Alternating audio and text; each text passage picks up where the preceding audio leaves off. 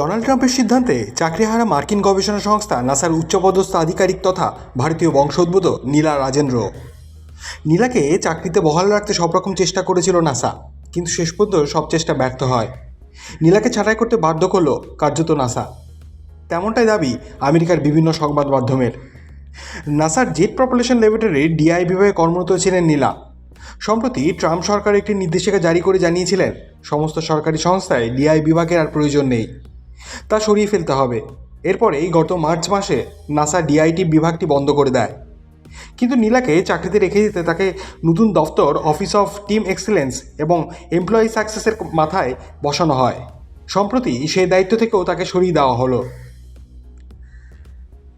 সংবাদ মাধ্যম Washington free বিকনের দাবি, সম্প্রতি নাসার জেট প্রপালশন ল্যাবরেটরির ডিরেক্টর লরি লেসিন সংস্থার কর্মীদের একটি মেলে জানিয়েছেন নীলা আর ওই সংস্থায় কাজ করবেন না।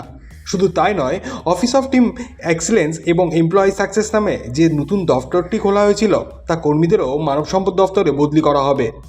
ঘটনাচক্রে এর এক সপ্তাহ আগেই নাসার জেট প্রপালশন ল্যাবরেটরি থেকে 900 জনকে ছাঁটাই করা হয়েছিল।